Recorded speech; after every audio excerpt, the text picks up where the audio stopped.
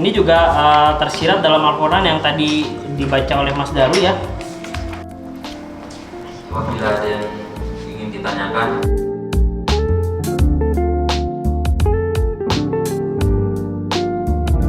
para ulama ya, terutama dari Al-Ghazali sampai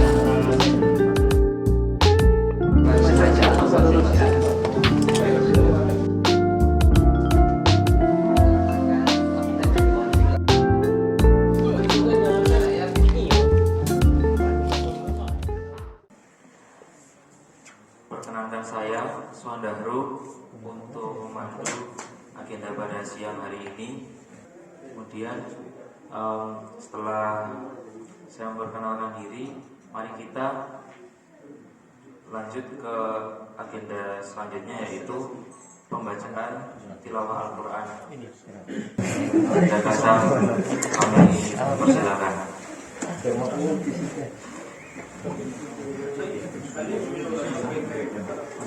Assalamualaikum warahmatullahi wabarakatuh. A'udzu billahi minasy syaithanir rajim. Bismillahirrahmanirrahim.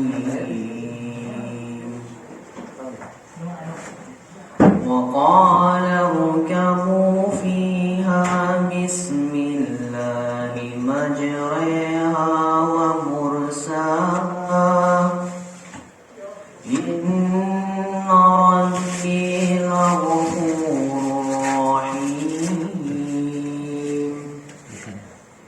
wa hiya tajri bihim fi mawjin kal jibali wa nada Nuhun ibnahu wa kana fi ma'zini ya bunayya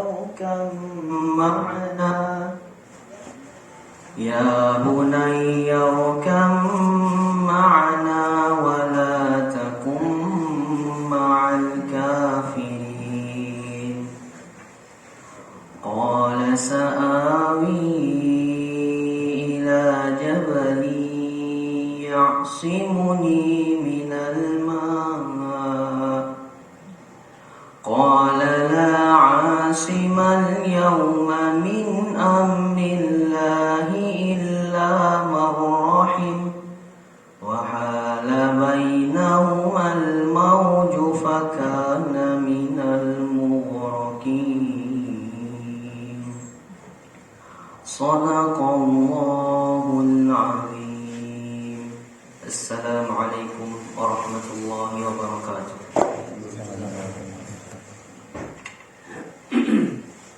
Alhamdulillah, syukur khair atas tilawah Al-Quran. Semoga dengan memperhatikan ayat-ayat firman-firman Allah, kita mendapatkan pahala dan berkah dari Allah Subhanahu wa taala. Kemudian agenda selanjutnya yaitu sambutan dari Ketua Keluarga Muslim Islam Hamatsu kepada Mas Muslim, kami persilakan. Assalamualaikum warahmatullahi wabarakatuh. Bismillahirrahmanirrahim. Alhamdulillahirabbil alamin wa bihi nasta'in ala umuri dunya waddin. Shalatu wassalamu ala asyrofil anbiya'i wal mursalin sayyidina Muhammadin wa ba'd. Bismillah li sadri wa yassir li amri wa hlul 'uqdatam min lisani yafqahu qawli. Bersyukur kepada Allah Subhanahu wa taala dengan segala nikmat yang telah Allah berikan kepada kita semua, sehingga pada siang yang cerah hari ini kami kita semua keluarga Muslim Indonesia Hamatsu diberi oleh Allah nikmat untuk berkumpul melaksanakan kajian darat setelah sekian lama setelah sekian musim dikarenakan pandemi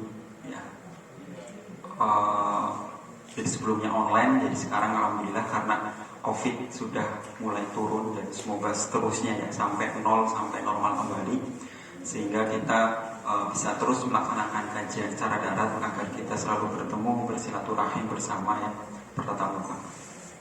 Salawat dan salam semoga senantiasa kita curahkan kepada junjungan kita Nabi Muhammad SAW. Sorry kalau ada kita tokoh yang patut ya kita idolakan untuk dijadikan panutan kita untuk menjalani hidup. Terima kasih untuk bapak-bapak, ya, ibu-ibu yang sudah hadir di Masjid Amamatsu, terutama masih pada pembina PMIH, Pak Anam, Pak Bambang, Pak Adam, Pak Jius, yang sudah membimbing ya, kami semuanya, sehingga terlaksananya acara pada hari ini. Kemudian acara hari ini nanti akan diisi oleh Afahmi ya. Semoga lancar, dan ini sedikit pengumuman juga untuk bulan ini. Selain kajian darat di minggu kedua ya, nanti di minggu keempat juga ada acara ya, menguji Quran ya. Insya Allah akan dilaksanakan di Nagoya gitu.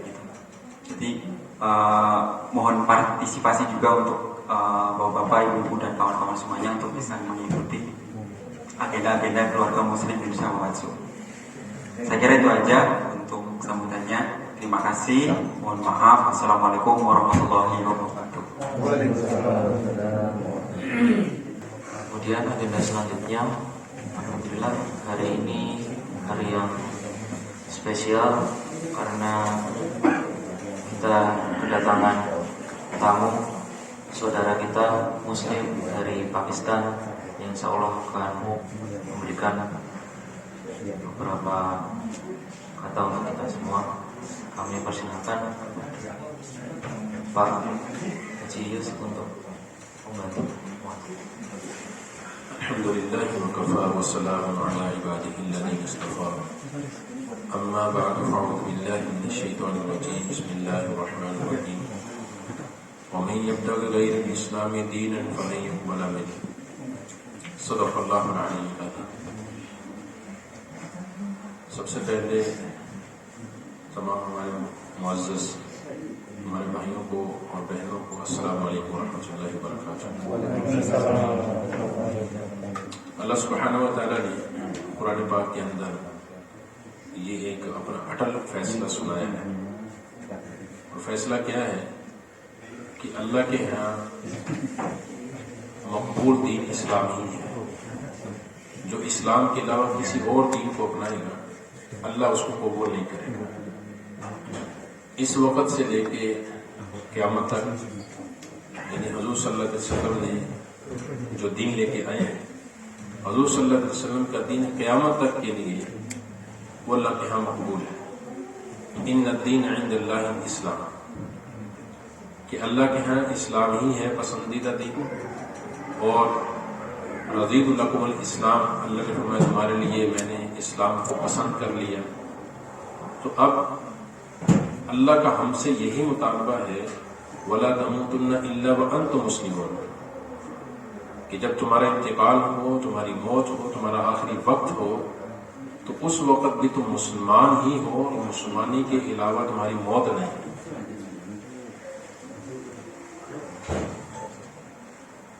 Bismillahirrahmanirrahim.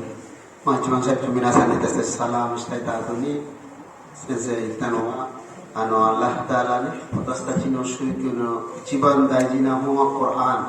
Sama Quran nona kaje Allah Taala khimeta koto mo kore mo anu Quran na kaje mo nihon deba mo hankostat ni konana khimeta no inna dina indallahi islam. Watashi Allah ka iskina dinwa Islam nanti. Dagara mo koriwa kiamat made mo kyo asta dewa digane mo hajime kara kiamat made khimeta din wa Islam nansi.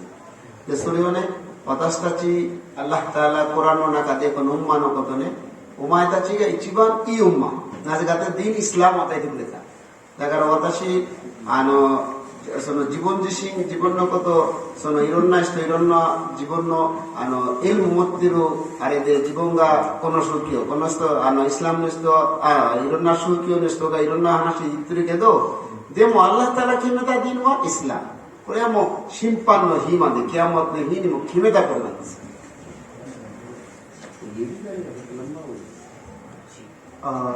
Saya untuk bahasa Indonesia. Jadi tadi sudah disampaikan setelah salam, beliau menyampaikan bahwa yang paling dasar adalah yang diperlukan oleh Allah adalah Al-Quran. Dan dalam Al-Quran sudah disebutkan bahwa di sisi Allah, agama di sisi Allah yang diridhoi oleh Allah adalah agama Islam.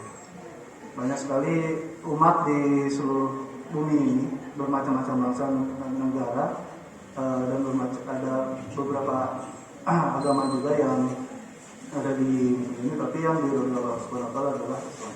Dan itu berlaku sampai akhir kiamat, sampai hari akhir hanya agama Islam yang diridhoi oleh Allah Subhanahu wa taala. Dan kita termasuk orang yang beruntung, yang karena kita memiliki agama Islam yang diridhoi oleh Allah Subhanahu wa taala. अल्लाह का हम सब से मुतालबा है कि दुनिया में जब तक जिंदगी गुजारनी है पूरे दीन के साथ जिंदगी गुजारनी, अधूरे दीन के साथ जिंदगी नहीं गुजारनी। उदखुलू फिस्सिल्मी काफा, इस्लाम पूरा पूरा होना चाहिए। थोड़ा अपनी मर्जी का, थोड़ा अल्लाह की मर्जी का, अल्लाह को ये पसंद नहीं है। अल्लाह ताला की जाते आने को वो इस्लाम पसंद है कि जो सारा का सारा अल्लाह की मर्जी के मुताबिक हो, यानी इंसान की जिंदगी अपनी मर्जी की होनी नहीं चाहिए। हम जितने भी लोग हैं इस दुनिया के अंदर अल्लाह ताला की जाते आले के अहकामात के पाबंद हैं। दीन पाबंदी देता है, सख्ती नहीं करता। तो शरीयत ने जितना भी दीन दिया है वो सारा का सारा सहूलत के साथ दिया है, और सहूलत का ही हुक्म दिया है। यस्सिरू वला तुअस्सिरू, आसानी पैदा करो, मुश्किल पैदा न करो। तो दीन में सख्ती है ही नहीं, लेकिन सिर्फ दीन में पाबंदी है। हमारे बहुत सारे मुसलमान दीन की बहुत सारी चीजों को सख्ती समझ के छोड़ देते हैं और अल्लाह को नाराज कर बैठते हैं। अगर अल्लाह ने किसी बात का हुक्म दिया है उसके पीछे बहुत बड़ी कोई हिकमत होगी, बहुत बड़ी कोई वजह होगी, और अल्लाह को मालूम है कि जो हुक्म मैं इनको दे रहा हूं ये पूरा कर सकते कि नहीं कर सकते। तो जो हुक्म देने वाला है वो खुद जानता है कि ये कर सकते हैं, इसलिए उसने हुक्म दिया है। तो कभी ये न समझे कि अल्लाह का यह हुक्म ये बहुत मुश्किल है, हमसे हो नहीं पाता। जो अल्लाह खुद आसानी पैदा करने का हुक्म दे रहा हो तो ऐसा मुश्किल हुक्म कैसे दे सकता है। इसलिए हम सब के सब नियत करें कि हमने पूरे दीन पे चलना है। दीन में कुछ मुश्किल नहीं है, सब आसानी ही आसानी है, सिर्फ पाबंदी है। अपने नफ्स के मुजाहिदे के साथ अपने नफ्स पर काबू डालते हुए और अपनी राहतों को कुर्बान करते हुए अल्लाह के हुक्म को अगर पूरा कर देंगे तो जो भी पूरा करेगा अल्लाह ताला उसको दुनिया और आखिरत दोनों जहान में कामयाब फरमा देंगे। Alhamdulillah ne, Allah Taala mo Quran de sakki tayani kimeta to, Allah ga kimeta din wa Islam. Tesore Allah Taala marriage te ningen samani taste marriage te na din ga Islam ga ichiba I din diskara anata te ningen mo kampi kina din hako persen no din o mamuri nasai. Tatebane otasta te ningen ja shikoshi dake Allah no mere mamudde ato otasta te ningen de kimeta shikoshi mamur so jano Allah Taala mere so mamurun dakkara hako persen Islam mamuri nasai. Mukhimata koto daga Allah Taala ningen dine Islam din Islam wa khimari koto ga arun dake do khibishi koto jana Allah Taala jising Quran no naga je jibon jising dite watashi din Islam wa rakunishita agete tada khimeta koto arun desyo tada salasuru koto ganjik suru koto khimeta koto arun dake do khibishi koto jana de Allah Taala wa ningen ni chanto mamoreru kara koso soyu mere ishtiru ningen dikinai koto nai Allah Taala ikkai mo dokode mo ningen ga gaman dikinai hodo mere ishte nai jibon ga sobor dekiru hodo ni din Islam adai kore jana daga otasta suriyo Islam ni wa khimeta koto aru kedo khibishi koto janai da jibono ningen wani suriyo ne khanche ga ishtiru din Islam muzgashi koto janai ka kore mamore nai so janai ningen ga chanto gaman ishte chanto mere mamoru koto gore adai kore jana dekinai koto issa adai te nai daga Allah jibon jishinde Quran na nankai mitru Islam wa raku disiyo muzgashi koto janai disiyo 私は難しいことをお前たち人間に与えてないですよ。だからこそ皆さんもニュートしてください。決めたことを守ることであって、難しいことを与えたんじゃなくて、アッラがディーンイスラムに決めたことを私たちにちゃんと決めたことを守りなさい。そしたらドゥニアもアヒラトも両方幸せにしてくれる約束してるんですよ、コランの中で。だから私たちもそのニヤットします、インシャアラ。Jadi karena kita sudah memeluk agama Islam, maka diperintahkan oleh Allah Subhanahu Wa Taala untuk memeluk agama Islam secara penuh, ya, secara 100%, secara tanpa. Jadi jangan setengah-setengah. Kita yang sesuai dengan keinginan kita kita lakukan, tapi yang tidak sesuai kita tinggalkan. Kita sudah masuk Islam, kita harus memenuhi segala sesuatu yang sudah ditetapkan oleh Allah Subhanahu Wa Taala. Islam itu tidak susah ya. Ketika ada udzur yang memang sudah ada ditetapkan, tapi kalau kita ada udzur kita bisa lakukan sesuai dengan syariat. Itu ditentukan oleh Allah. Allah menurunkan agama Islam itu tidak menyusahkan, tetapi memudahkan. Segala sesuatu yang Allah tidak menurunkan sesuatu itu untuk agar manusia tidak bisa melakukan, tidak. Allah memberikan agar semua manusia itu bisa melakukan semua ibadah yang ditetapkan oleh Subhanahu wa Ta'ala. Jadi ketika ada sesuatu yang memang tidak bisa dilakukan, itu ada syariat-syariat yang membantu kita untuk bisa melaksanakan. Nah, itu mewajibkan kita untuk terus memeluk agama Islam ini secara penuh. Tetapi banyak manusia yang tidak bisa melakukan hal tersebut. Nah, kita harus niat ya. Kita niat karena kita memeluk agama Islam, maka kita harus bisa menjalankan semua sesuatu yang sudah ditentukan oleh Allah Subhanahu wa Ta'ala dalam Al-Quran dan sesuai dengan petunjuk dari yang diberikan oleh Nabi Muhammad SAW agar bisa dilakukan dengan penuh.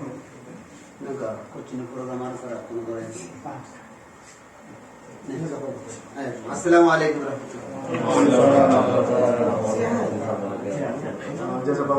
Jadi tadi ada sedikit petua dari beliau Hafiz ya dari Pakistan, dan kita alhamdulillah mendapatkan ilmu dari beliau untuk masalah tauhid. Kita lanjutkan ke Sekolah baik kepada Pak Yus dan saudara dari Pakistan. Alhamdulillah ketuanya untuk memegang Islam secara 100% ya, tidak setengah-setengah. Kemudian alhamdulillah kita akan lanjut ke agenda selanjutnya. Tapi sebelum itu izinkan saya untuk membacakan biografi dari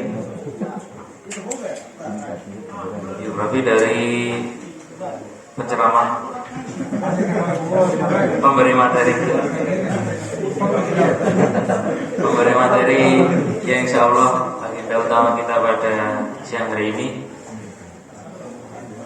Nama beliau adalah Fahmi Afriana Awaludin, lahir di Kuningan 24 September 1995. Beliau kuliah menempuh studi strata 1 di Universitas Dharma Persada, Fakultas Sastra, jurusan Sastra Jepang. Kemudian beliau melanjutkan setelah lulus dari S1, kemudian beliau kerja di pabrik Jepang. Ada suatu pabrik Jepang di Indonesia sebagai penerjemah. Dan setelah itu alhamdulillah beliau sekarang saat ini bekerja di Hamamatsu sebagai front office di salah satu hotel di Hamamatsu. Kami persilakan kepada Mas Fahmi. Assalamualaikum warahmatullahi wabarakatuh. Alhamdulillahirabbil alamin. Walladzi la ilaha illa huwa alimul ghaibi wasyahadati huwar rahmanur rahim. Wallahu ladzi la ilaha illa huwa alimul ghaibi. Wallahu ladzi la ilaha illa huwa alimul qudus salamul mu'minul muhaiminul jabbarul mutakabbir subhanallah amma yusyrikun. Asyhadu an la ilaha illallah wa asyhadu anna Muhammadan abduhu wa rasuluh. Allahumma shalli ala Nabi Muhammad. Alhamdulillah pada kesempatan siang hari ini kita dapat berkumpul dalam agenda rutin ya, kajian bulanan keluarga muslim Indonesia mau masuk. Mohon izin saya diberi amanah ya dari pengurus dari ketua MIH untuk menyampaikan materi, padahal saya juga bingung menyampaikan apa sih karena masih banyak guru-guru di sini, ada Ustaz Manang, Bambang, Anda. Jadi pada kesempatan kali ini saya hanya ingin memperkenalkan sebuah buku ya, tentang judulnya Modal Kebangkitan Umat Islam, karya Dr. Majid Ihsan Al-Kilani. Buku ini sebenarnya bukan membahas kronologi bagaimana Salahuddin itu membebaskan Palestina ya, bukan membahas tentang kronologi sejarahnya, tapi bisa dibilang ini fikih sejarah ya, atau memahami sejarah. Jadi pembahasan mengenai Salahuddin kalau misalnya ingin dicari di buku ini ya kurang lengkap gitu, secara kronologinya. Saya mulai dari perkenalan penulis atau pengarang buku ini ya. Nah, Dr. Majid Ihsan Al-Kilani itu ulama asal Jordania ya. Lahir tahun 1937 dan wafat 2015 kemarin. Beliau ini ya salah satu keturunan Syekh Abdul Qadir Al-Jilani ya. Jadi sudah masyhur di kita ya, Syekh Abdul Qadir Al-Jilani. Jadi yang pembacaan yang tepatnya Al-Jilani ya, bukan Al-Jailani, dan kalau kita sebutnya bisa Al-Jailani. Itu dari keluarga dari Tus ya, dari Iran. Jadi penyebutan Al-Jilani atau itu bisa sering disebut Al-Jilani atau Al-Jilani. Dan Syekh Abdul Qadir Al-Jilani itu juga di dalam buku ini disebutkan nasabnya sampai ke Rasulullah ya. Jadi bisa dibilang penulis ini ya masih satu jurian Rasulullah gitu ya. Beliau ini unik ya, seperti yang kita tahu ya, di Yordan itu kan wilayah Syam ya, Yordan, Lebanon, Palestina ya, apa lagi? Satu negara lagi Kristen. Syria. Nah, jadi keluarganya itu kan biasanya di tengah situasi panas Syam itu lebih disuruhkan untuk jihad ya. Tapi beliau berbeda. Ayah beliau menginginkan beliau untuk masuk ke militer untuk jihad, tapi beliau ingin fokus di dunia pendidikan. Maka sarjana beliau ditempuh di Universitas Kairo di Mesir tahun 63. Kemudian diplomanya dasar pendidikan di Universitas Yordan. Lalu beliau mempunyai 2 gelar magister ya, magister sejarah Islam di Universitas Amerika di Beirut. Tesisnya yang pertama mengenai pertumbuhan madrasah Abdul Qadir Al-Jilani. Lalu tesis keduanya dalam bidang pendidikan dengan judul perkembangan pemikiran pendidikan Islam. Lalu beliau melanjutkan pendidikannya, doktornya ya, di Universitas Pittsburgh, Amerika ya, Pennsylvania.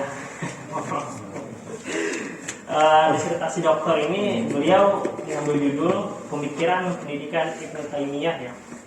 Ini saya rasa cukup menarik ya, karena ketika S2-nya beliau membahas tentang pemikiran Abdul Qadir Al-Jilani, dan S3-nya ngambil tentang pemikiran pendidikan Ibnu Taimiyah, yang pada saat ini dirasa ya kalau antara pengikut Abdul Qadir Al-Jilani dan Ibnu Taimiyah bisa dibilang ada pertentangan ya kalau zaman ini gitu ya. Padahal dalam satu titik banyak kesamaannya gitu, terutama di bidang ini ya. Beliau juga menulis pendidikan ya, pakar pendidikan ya, menulis buku filsafat pendidikan Islam, atau meraih Al-Farabi International Award, mengalahkan 128 kandidat di dunia. Jadi beliau ini pakar sejarah, pakar pendidikan Islam ya, dan salah satu karya beliaunya ini ya, Modal Kebangkitan Umat Islam. Sebenarnya cukup ini ya, cukup terkenal di buku Modal Kebangkitan Umat Islam ini, terutama di ulama-ulama yang memang bergerak di bidang pergerakan gitu ya. Judul bahasa Arabnya itu Hakaza Zahara Hujil Salahuddin wa Hakaza Abatul Al-Qud. Lalu diterjemahkan oleh penerjemah Ustaz Asep Sewari ya, penerjemahnya menjadi Modal Kebangkitan Umat Islam upaya 50 tahun gerakan pendidikan melenyapkan generasi Salahuddin dan merebut Palestina. Nah, menariknya dari baca judulnya saja kita bisa mengerti bahwa ini adalah sebuah model ya, role model untuk sebuah kebangkitan gitu ya, dari satu peradaban gitu ya. Dan beliau mengambil contoh ya generasi Salahuddin ini gitu. Jadi Salahuddin itu bukan hanya satu sosok, tapi disebutnya itu sebuah generasi gitu ya. Nah, itu kenapa nanti ada di penjelasan ini di poin-poin selanjutnya gitu. Nah, latar penulisan buku ini tahun 2002 ya, beliau menulis cetakan, ada revisi yang keduanya kalau nggak salah itu ya. Ya, jadi yang tahun 2002 ini ditambahkan peranan ulama wanita dalam gerakan pembebasan atau gerakan Islam ya, gerakan perubahan yang dilakukan oleh para ulama, terutama dari Ghazali sampai di bin Mufassir, terus Syekh Abdul Qadir Jilani ya. Jadi buku ini ditulis tahun 2002 ketika dunia Islam menerima gempuran yang sangat hebat ya. Kita tahu di masa-masa itu mulai terjadi perang Irak ya, tahun 2000, 2001 ya, perang 1911 itu ya, itu terjadi ya.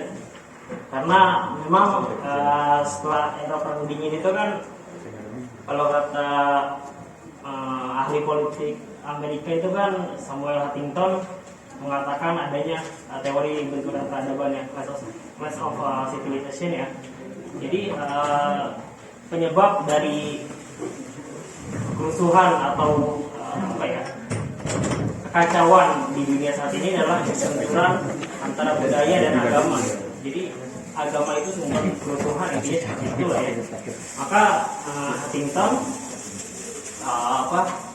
berhasil ya membujuk dan memberikan nasihat kepada pemerintah Amerika untuk mengarahkan Islam. Jadi dalam teorinya itu Islam itu dihadapkan sebagai musuh, karena dari situ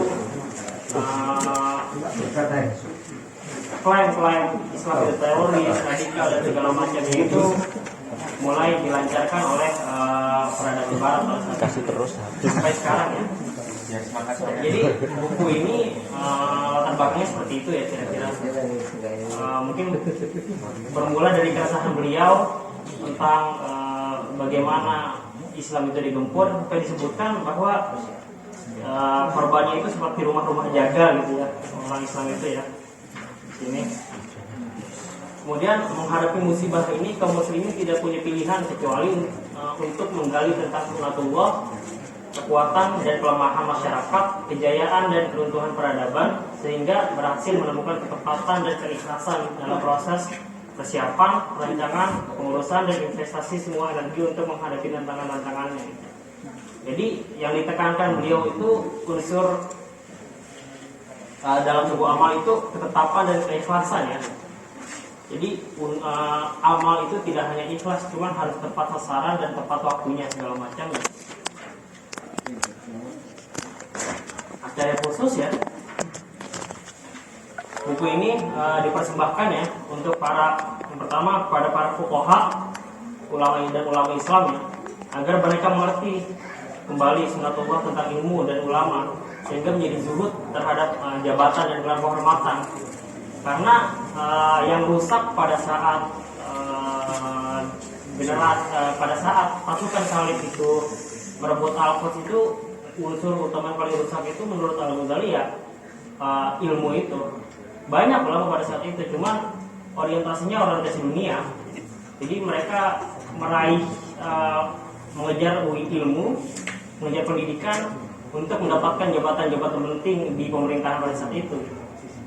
Nah, ini makanya yang sangat ditebar keras oleh Al-Ghazali ya di Ihya Ulumuddin, yang di sini juga dicantumkan ya, bahwa masyarakat itu menderita karena pemerintahnya rusak. Pemerintah rusak karena ulama rusak.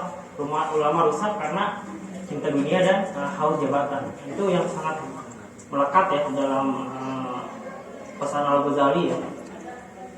Juga banyak ya hadis-hadis Rasulullah yang mengingatkan tentang ilmu ya, bahwa seseorang itu kalau menempuh pendidikan ya, mencari ilmu hanya ditujukan untuk dunia dan tidak mengharapkan ridha Allah, maka dia tidak akan mencembuh surga. Jangankan masuk surga, menciumnya dia tidak gitu. Jadi yang pertama sekali itu justru dipersembahkan untuk para ulama buku ini ya. Yang kedua itu untuk raja, pemimpin negara dan menteri ya. Kenapa? Karena agar mereka memiliki pandangan yang jelas tentang sunatullah dalam hal keadilan. Demi tegaknya keadilan ini, Allah mengutus para rasul dan menurunkan bersama mereka Alkitab untuk menjelaskan praktik keadilan dan perinciannya. Al-Mizan, timbangan, agar manusia punya sarana pengukur tingkat keadilan. Dan Al-Hadid, dengan besi itu manusia menciptakan tools atau perangkat keadilan dari situ. Lalu juga buku ini ditujukan untuk para pemimpin kelompok Islam ya, atau pemimpin gerakan organisasi Islam, agar apa? Agar mengerti dan dengan jelas sunatullah dalam amal al-sholih, sehingga mereka selalu menjaga unsur ikhlas dan tepat yang tadi saya sebutkan di awal secara seimbang, karena kombinasi dua unsur tersebut seperti dinyatakan oleh Huda bin Iyad ya, salah seorang ulama sufi juga, merupakan syarat keberhasilan suatu pekerjaan di dunia dan diterima oleh Allah Subhanahu wa taala di akhirat. Jadi jika terdapat unsur ikhlas tapi tidak disertai unsur yang tepat, maka perbuatan itu tidak akan berhasil. Dalam arti tidak mencapai target yang diinginkan. Kita kalau misalnya lihat sirah ya, banyak sekali ya perencanaan yang diatur oleh Rasulullah itu ikhlas pasti lah Rasulullah ya.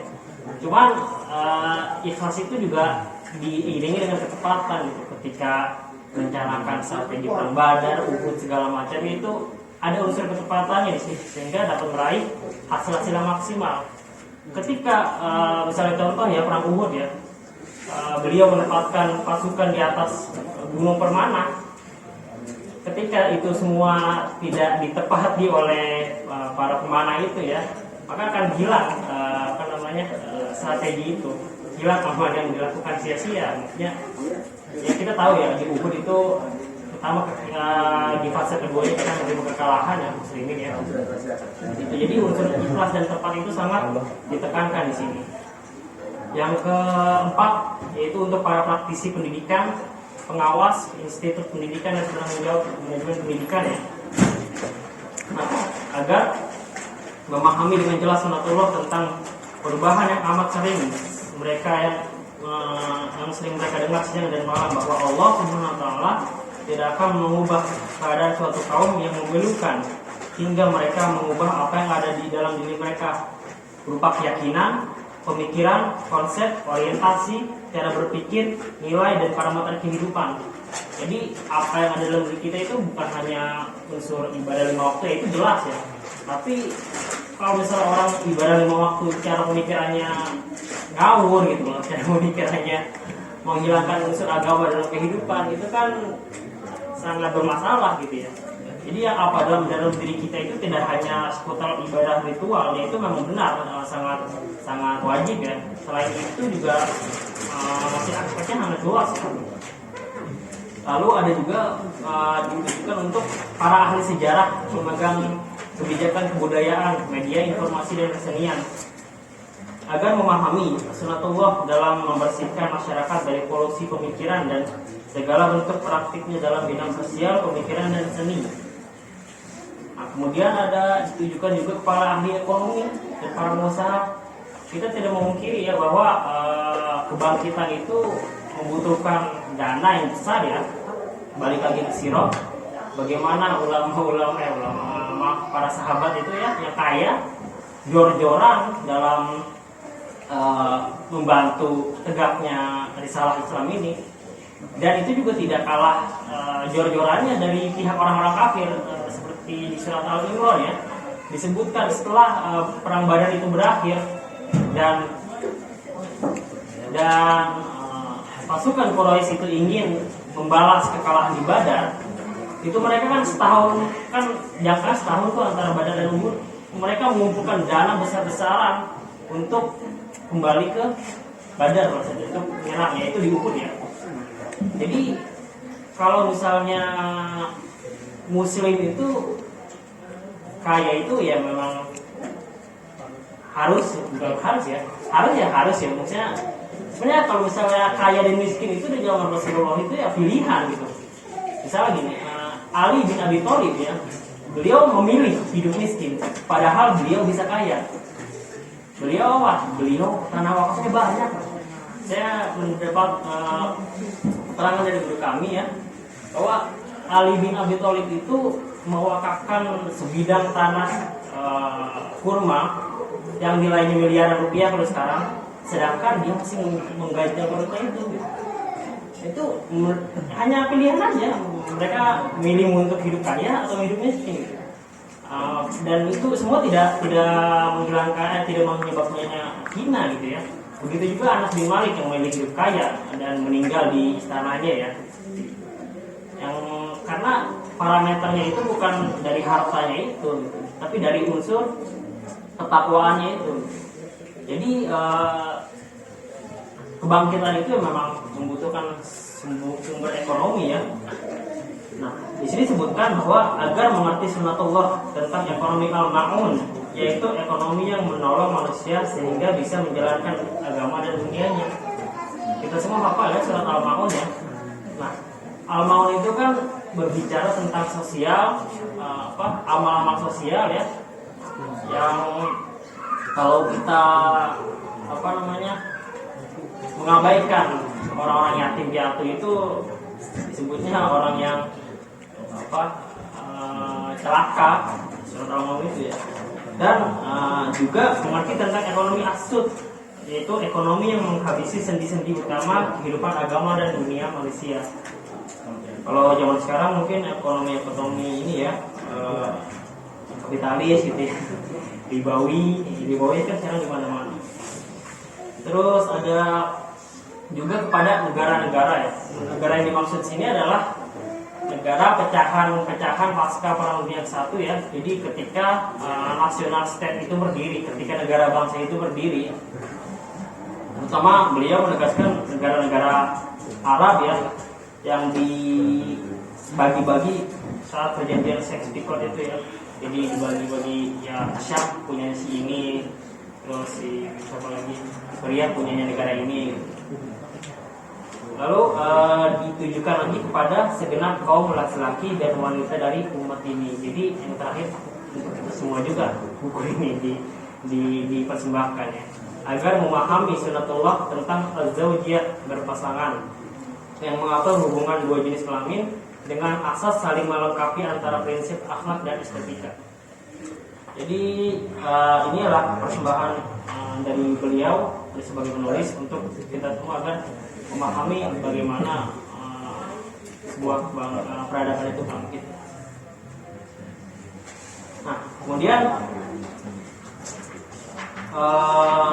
dalam kajian-kajian belakangan ini ya, ketika umat Islam itu terpuruk, mulai kan ya kita itu mencari lagi modal-modal ke belakang ya. Kita banyak pembahasan tentang Al-Fatih, Muhammad Al-Fatih atau Salahuddin atau dan segala macam ya, yang berupa-rupa kebangkitan seperti itu. Tapi ada suatu kesalahan ketika kita mengkaji kronologi sejarah itu gitu ya.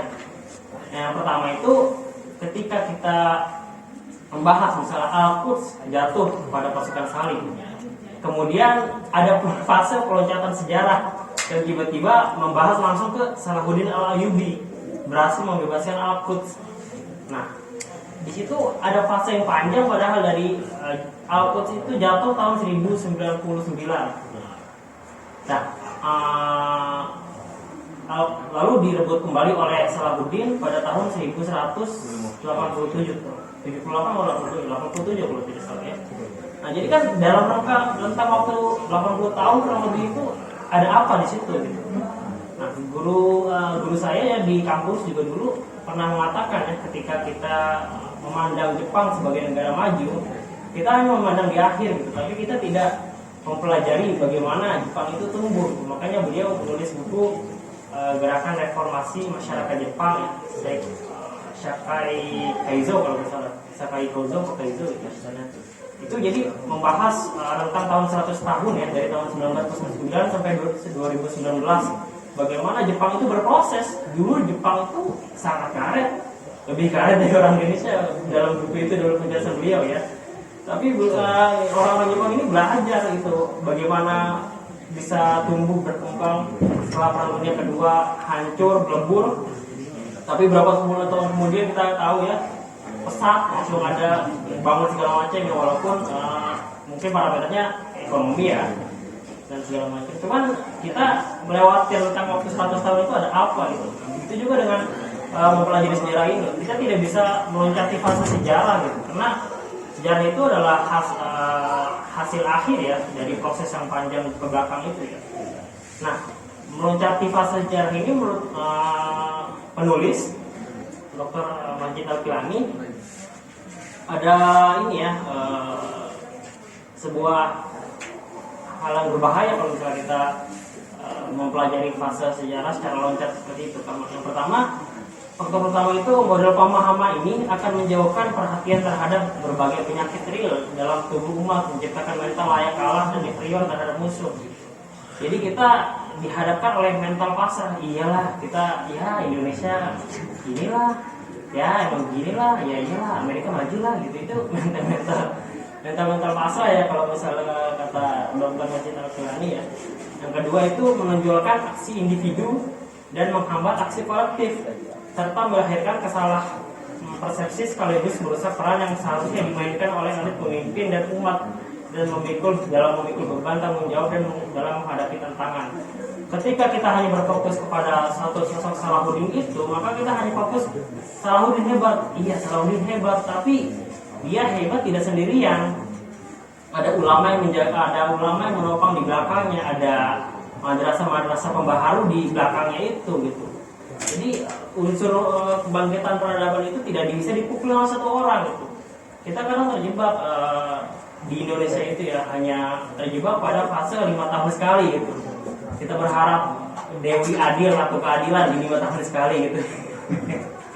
Itu ya, ini fakta sejarah berbicara seperti itu, dan itu melanggar sunatullah ya.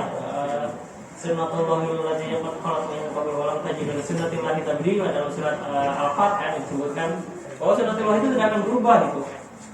Bahwa perubahan itu tidak hanya berfokus pada satu sosok pemimpin saja gitu. Kita tahu ya, dari zaman suatu kaum terbentuk ya, Nabi Nuh ya, Rasul pertama ya. Itu kan Nabi Nuh itu pemimpin, tapi berdakwah 950 tahun.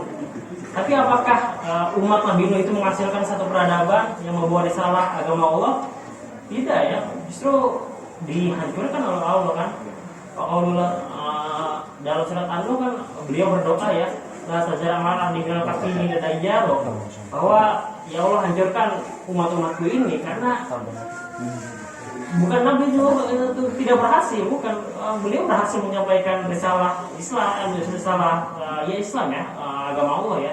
Tapi perubahan itu tidak diikuti oleh pengikut-pengikutnya. Begitu juga dengan Nabi Musa ketika membawa Bani Israel ya. Ketika Firaun telah kalah, apakah Bani Israel itu menjadi peradaban di masa Nabi Musa? Tidak kan, justru Bani Israel itu mencapai kesuksesannya setelah Nabi Musa wafat, dan itu artinya setelah melewati satu generasi gitu ya. Itu kan generasi Nabi Musa dan para pengikutnya. Di bawahnya kan ada muridnya Nabi Musa ya, dalam tafsir disebutkan Yusha bin Nun yang ikut berguru dengan Nabi Khidir ya. Justru di bawah asuhan Yusha bin Nun, Bani Israel mencapai kesuksesannya, bisa masuk ke Palestina. Itu artinya ada satu generasi yang hilang gitu loh. Generasi yang membangkang kepada Nabi Musa itu hilang, lalu ada tarbiyah atau ada perubahan dari satu umat itu bisa masuk ke Al-Quds itu. Begitu juga Rasulullah SAW. Rasulullah jelas Rasulullah itu memimpin umatnya berubah ya. Tidak seperti ya, kasus Nabi Musa atau umat Musa atau umat Nabi Nuh alaihissalam. Nah, jadi kebangkitan itu ya tanggung jawab bersama, bukan tanggung jawab pemimpin saja gitu ya.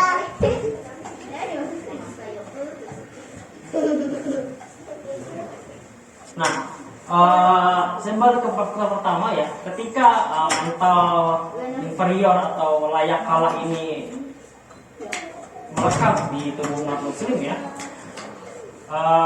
ini akan membuat yang menghasilkan umat muslim itu lari dari realita yang nyata dan beralih ke alam-alam angan-angan gitu loh. Makanya kalau misalnya kita contoh simpelnya film-film ya di Amerika kan menjadi salah satu negara kasus kejahatan terbanyak ya. Tapi mereka tidak mempunyai sosok pahlawan yang dapat menghancurkan itu semua. Makanya mereka beralih dari realita yang sebenarnya itu ke film yang dibuat oleh mereka. Mereka menampilkan sosok superhero itu gitu ya. Karena mereka tidak bisa menyelesaikan permasalahan mereka beralih ke angan-angan seperti itu. Nah ini juga yang banyak terjadi ya, fenomena belakangan ini. Ketika kita merasa mempunyai mental layak kalah, maka kita hanya menunggu Al-Mahdi. Jalannya seperti itu. Kita hanya nanti Al-Mahdi pasti datang menyelesaikan umat ini. Tidak seperti itu ya. Al-Mahdi itu ya datang memang ya, cuman tidak akan dibarengi oleh umat yang sedang tertidur. Istilahnya umat yang sedang tertidur ya. Lanjut. Kalau perubahan yang disyaratkan dalam Al-Quran, perubahan harus dimulai dari seluruh muatan yang ada pada diri manusia, lalu disusul dengan perubahan pada bidang sosial, politik, ekonomi, militer, pemerintahan, hukum, dan seluruh bidang yang bersifat eksternal. Ini juga tersirat dalam Al-Quran yang tadi dibaca oleh Mas Daru ya. Di surat An-Nur ayat 11, innallaha la yughayyiru ma biqaumin hatta yughayyiru ma bi anfusihim. Perubahan menuju keadaan lebih baik atau buruk bukan terjadi jika dilakukan oleh masyarakat secara kolektif. Ketika mereka mau mengubah apa yang ada pada diri mereka, perubahan yang timbul dari perubahan kolektif itu mewarnai corak kehidupan masyarakat tersebut baik dalam bidang politik, sosial, ekonomi, militer, sesuai dengan kadar perubahan mereka. Jadi ketika masyarakat itu telah berubah, bukan berarti kejahatan itu hilang. Di masa Nabi pun bukan berarti maksud itu tidak ada, masih ada gitu. Tapi dia tidak menjadi corak dalam satu masyarakat gitu. Hanya kasus-kasus kecil aja gitu. Jadi gampang direndam seperti itu. Beda kalau umatnya itu tidak berubah, corak yang ada itu ya corak kejahatan seperti itu. Ketiga, perubahan akan berhasil jika masyarakat memulai perubahan terhadap diri mereka ketika mereka mampu melakukan perubahan pendidikan dan pemikiran dengan baik dan disusul di bidangnya. Nah, kita masuk mungkin ke latar belakang perang salib ya. Perang salib itu jelas yang melakukan itu dari Eropa Barat ya, bukan Eropa Timur Bizantium ya. Jadi ketika Turki Saljuk ya, dinasti Turki Saljuk itu menguasai Asia Kecil, orang-orang Bizantium, kaisarnya ya, tidak ingin kawasan Asia Kecil itu dari Turki ke atas ya, negara Turki ke atas, Armenia, terus Albania dan sekitarnya itu. Nah, ini masih tidak bisa diterima oleh orang-orang Romawi Timur. Tapi Romawi Timur sendiri itu tidak mempunyai rasa percaya diri ya untuk menghadapi kaum muslim pada saat itu. Akhirnya mereka meminta bantuan kepada Paus Urbanus kedua, yaitu dari Eropa Barat ya. Keadaan sebelum perang salib juga sebenarnya keadaan umat itu sudah banyak kerusakan internalnya ya. Salah satunya di Mesir sudah dikuasai oleh Fatimiyah ya, dinasti Syiah Ismailiyah. Itu juga cukup merepotkan karena banyak menteri-menteri dari dinasti Turki Saljuk itu dibunuh oleh Hasasin ya. Hasasin itu kalau misalnya bapak-bapak, ibu-ibu, teman-teman sekalian pernah dengar ada game namanya tuh Assassin's Creed, itu dari sini. Nah ini salah satu sekte di Syiah Ismailiyah ya, pimpinan Hasan bin Sabah kalau sama pimpinannya. Nah dia membunuh Nizamul Mulk ya, Perdana Menteri Turki Saljuk pada saat itu. Lalu sebulan kemudian kelompok Hasasin ini pembunuh bayaran ya, membunuh Sultan Malik Shah ya. Nah setelah Sultan Malik Shah ini Sultan Turki Saljuk. Ketika Sultan Malik Shah ini meninggal, nah terjadi pergolakan ini perebutan kekuasaan lah di antara anak-anaknya itu. Dan dari situ banyak juga sebenarnya ada faktor-faktor lainnya ya, salah satunya itu ya. Mereka melihat Bizantium ini, nah ini umat Islam sedang keadaan kondisi terpuruk dari masalah internalnya banyak. Akhirnya mereka melakukan serangan itu ya. Kemudian akhirnya mereka, singkat cerita, mereka meminta bantuan dari orang-orang Eropa Barat, itu dari suku-suku Frank ya, orang-orang Prancis yang memang badannya gede-gede, kuat-kuat gitu ya. Masuk dia, jadi itu kan wilayah Islam ya, dari Asia Minor itu bisa masuk loh para pasukan salib ini ya ke dalam sampai Al-Quds. Itu kan jauh banget ya dari Asia, dari Turki kalau misalnya kita lihat di peta ya. Itu artinya dengan sangat mudah negeri-negeri Islam itu dimasuki oleh tentara salib gitu ya. Dan ini diserukan oleh Paus Urbanus. Kenapa disebut tentara salib? Karena Paus Urbanus ini memakai modus agama ya untuk menyerang Al-Quds ya, bahwa ketika orang-orang yang bisa merebut Al-Quds kembali akan diampuni dosanya seperti itu ya. Nah tujuan Urbanus sendiri ini sebenarnya bukan bukan untuk menaklukkan Asia Minor ya. Kalau misalnya Bizantium tadi kan emang tujuannya ingin menaklukkan Asia ya, Asia Minor, Turki dan sekitarnya ya. Nah kalau orang-orang Eropa Barat dan Paus Urbanus ini memang fokusnya itu ingin merebut Al-Quds ya.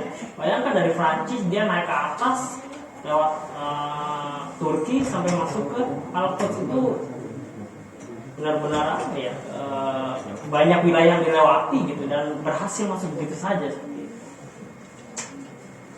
Nah kondisi masyarakat Muslim menjelang serangan tentara salib ya, itu ada perpecahan pemikiran dan perselisihan antar mazhab.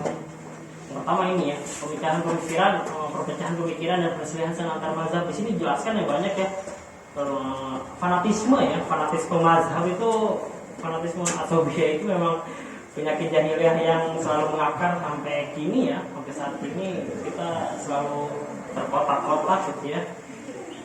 Bahkan dijelaskan banyak juga pembakaran masjid dan segala macamnya, kekerasan yang dilakukan itu ya, sehingga antara mazhab Hambali dan Syafi'i gitu ya, itu banyak sekali pada saat itu ya. Nah, lalu ada perpecahan dan penyimpangan tasawuf ya. Ketika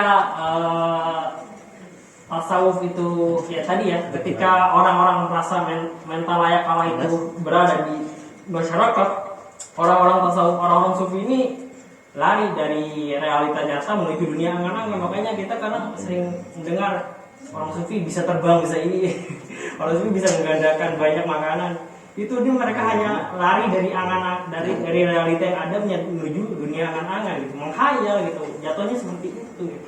Banyak profat yang muncul dari situ ya. Makanya ini juga yang salah satu diluruskan oleh Al-Ghazali ya, penyimpangan tasawuf ini ya.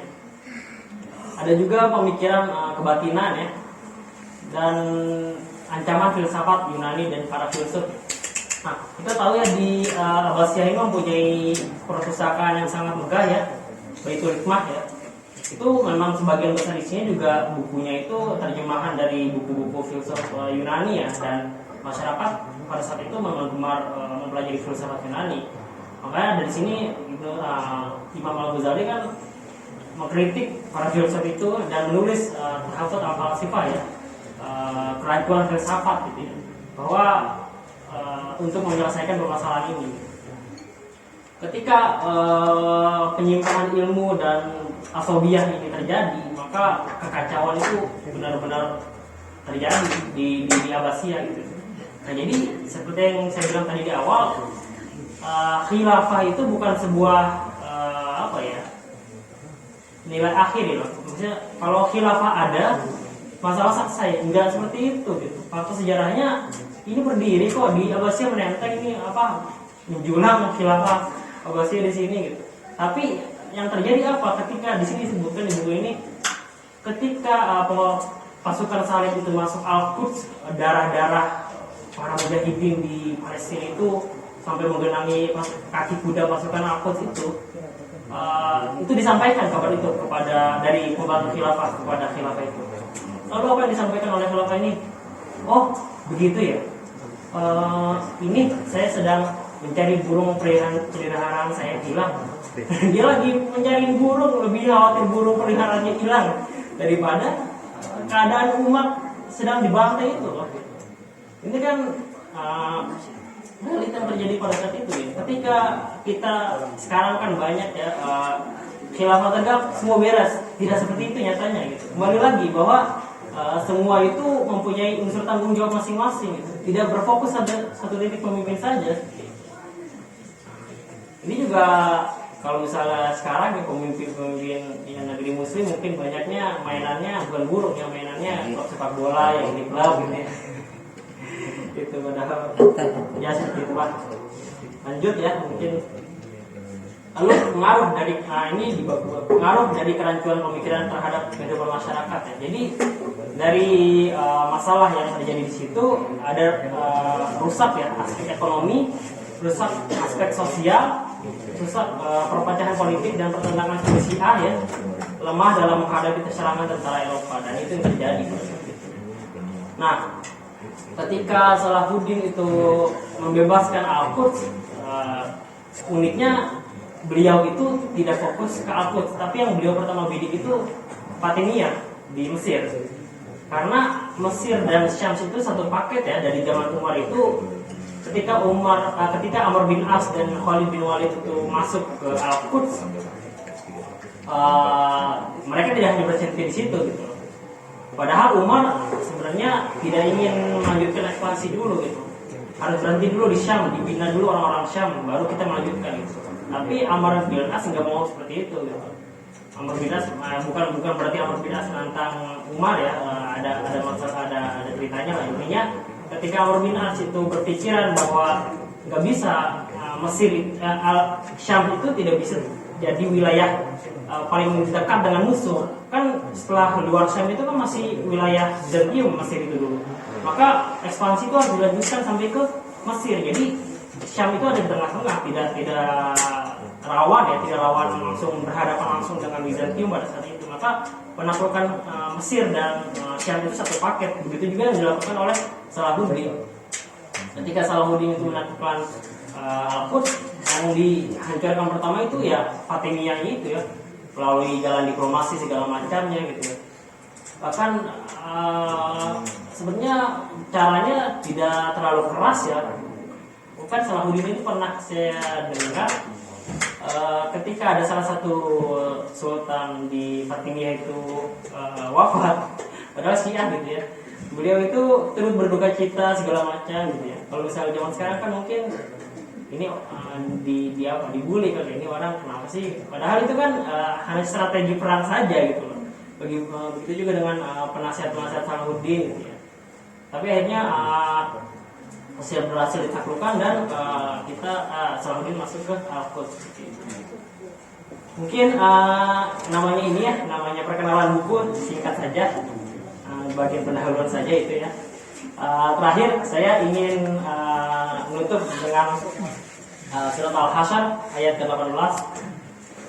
Wa tanzur ma qad ya ayyuhalladzina amanu taqullaha wa tanzur nafsum ma qaddamat lighad wa taqullaha innallaha khabirum bima ta'malun ya. Hendaknya setiap orang itu memperhatikan apa yang telah diperbuatnya untuk hari esok. Karena dalam konteks ini sejarah ya. Karena sejarah itu adalah kita saat ini adalah akumulasi dari apa yang kita lakukan pada saat sebelum ini gitu. Sejarah saya berdiri di sini gitu, saya berada di Jepang, bisa berinteraksi dengan orang Jepang, itu kan bukan sebuah mukjizat ya. Bukan sebuah kebetulan saya baru bangun tiba-tiba bisa bahasa Jepang, tapi ada proses panjang saya belajar bahasa Jepang segala macamnya gitu. Begitu juga dengan Salahuddin, itu bukan sosok mukjizat yang Allah berikan, yang Allah ya berikan mukjizat gitu ya. Tiba-tiba ayo kita jihad ke sana, lalu tiba-tiba aku bebas. Tidak seperti itu, ada proses panjang 50 tahun, 80 tahun pendidikan yang dimulai oleh Al-Ghazali dan generasi-generasi seterusnya seperti itu. Itu saja dari saya mungkin ya. Saya kembalikan kepada moderator. Assalamualaikum. Masya Allah. Insyaallah kepada Mas Fahmi atas materinya mengenai membahas buku Kebangkitan Umat Islam dan banyak belajar sejarah di sini. Kemudian akan masuk ke agenda selanjutnya, yaitu sesi tanya jawab. Apabila ada yang ingin ditanyakan dari materi yang telah disampaikan Mas Fahmi tadi, dipersilakan.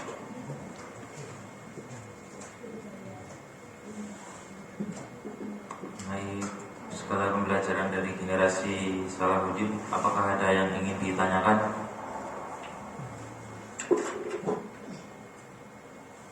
Oh, silakan. Ya, terima kasih Mas Fahmi atas sharing-nya dari karya Dr. Najib ya, mengenai modal kebangkitan umat Islam. Model kebangkitan umat Islam. Ya. Salah satunya adalah tadi dibahas ada dua penyebab utama mudah dikalahkannya khilafah pada saat itu. Ya, khilafah Abbasiyah pada saat itu karena ada kondisi asofiyah yang sangat kental dan penyimpangan tasawuf. Kemudian salah satu keyword tadi yang bisa dilakukan oleh kita adalah melakukan perubahan melalui salah satunya pendidikan. Karena untuk merubah suatu generasi kita bisa melakukannya lewat pendidikan agar mental inferior tadi bisa dihilangkan. Nah, kira-kira bagi kita para pemuda ya di Al-Masur, konteks real yang bisa kita lakukan apa ya terkait menjemput generasi Salahuddin sesuai dengan Al-Masur? Ini mau langsung dijawab atau kita kumpulkan dulu? Oh ya, siap.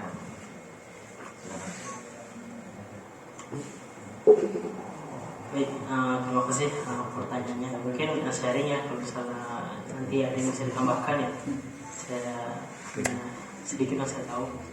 Kalau konteks realnya mungkin ya kembali lagi kepada ini ya, unsur niat ya, bahwa kita kan selalu mengkotak-kotakkan ilmu ya gitu ya, antara misalnya ilmu sains itu tidak sejarah dengan ilmu agama misalnya seperti itu ya, dan seterusnya gitu ya. Nah, jadi ketika kita menuntut ilmu itu hanya ditujukan untuk materi semata dan tidak disangkut pautkan dengan Allah ya. Bahkan di surat Al-Alaq juga disebutkan ya, kalau itu kolak dan seterusnya ayat sampai terakhirnya fasjud fasjud faktorik gitu ya. Jadi ketika kita mempelajari ilmu lalu dijelaskan ya di tengah-tengahnya bahwa ada loh orang berilmu tapi menentang Allah. Siapa di situ disebutkan ada Abu Jahal yang disebutkan di surat Al-Araf itu ya. Nah, makanya ketika orang berilmu tapi tidak beradab, ya jadinya seperti Abu Jahal, seperti iblis, seperti siapa lagi, banyak ya kasusnya. Nah, bahwa ilmu itu harus membuat kita tunduk dan takut kepada Allah. Intinya itu ya. Ketika kita menuntut ilmu tapi kita hanya membuat kita tanda kutip ateis atau jauh dari agama, yaitu orientasi ilmu kita salah. Bahwa ya itulah yang ditentang oleh Al-Ghazali ya, bahwa di wallpaper saya sangkut ini, bahwa Al-Ghazali menyebutkan ketika seseorang itu menuntut ilmu hanya untuk meraih gelar, meraih kepopuleran, meraih segala macam hal duniawi, maka dia akan sejatinya dia membesarkan diri dia sendiri dan agamanya gitu. Nah, ketika kita mempunyai pemahaman ilmu itu harus sejalan dengan tunduk dan takut kepada Allah, yang terjadi kan kita lihat kembali ke sejarah gitu ya, bahwa ilmuwan muslim itu ya melakukan penelitian untuk agamanya ya. Maksudnya untuk agamanya juga untuk sosial ya, dalam arti untuk sosial. Ketika contoh misalnya Al-Khawarizmi kalau salah ya, beliau menyederhanakan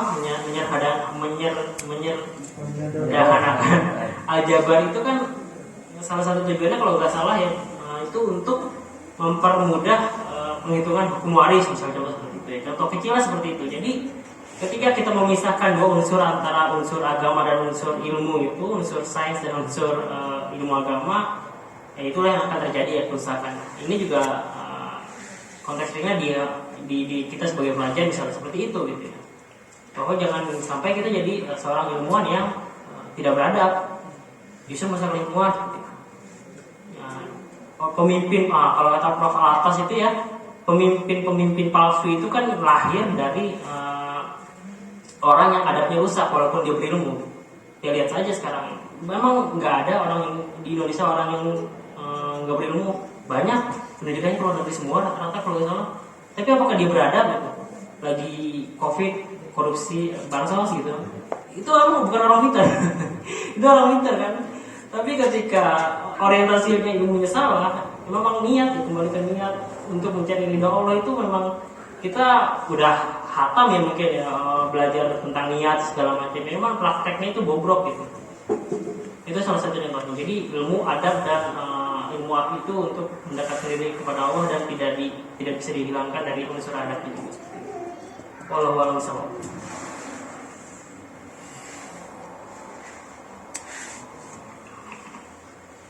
Sekolah saya kepada Bapak Is dan Mas Mahmud, untuk karena ini sudah hampir pukul 3, ini alhamdulillah kita batasi satu pertanyaan saja, tidak apa atau mau nambah lagi. Jadi mengenai materi hari ini ya, saya jadi teringat pesan pemimpin NKRI yang pertama kali, yaitu mengenai jas merah ya, jangan sekali-sekali melupakan sejarah. Jadi sangat penting untuk mempelajari bagaimana umat muslim, bagaimana generasi-generasi yang dahulu, dan banyak cerita dari umat terdahulu, banyak sekali di pedoman kita Al-Quran, kemudian ada sunnah dan banyak kitab lainnya. Insya Allah dengan mengikuti taklim atau kajian online atau pikok masing-masing bisa menjadi sarana kita dalam menambah keimanan kita, menambah ketauhidan yang disampaikan saudara dari Pakistan tadi, untuk merubah nasib umat Islam agar bisa bangkit dan tidak hanya menunggu Imam Mahdi ya. Karena kalau Imam Mahdi datang umatnya tidur, ya susah bangunnya ya gimana. Jadi, saya ucapkan terima kasih sekali lagi kepada Mas Fahmi atas materinya pada hari ini. Kemudian sampai kita di penghujung acara, mari kita mengucap hamdalah bersama-sama, alhamdulillahirabbil alamin. Kemudian istighfar 3 kali, astagfirullahaladzim, astagfirullahaladzim, astagfirullahaladzim, dan doa kafaratul majelis.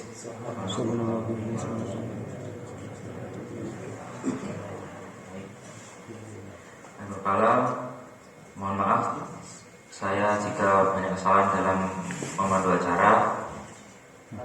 Sekian, wabillahi taufiq wal hidayah. Wassalamualaikum warahmatullahi wabarakatuh.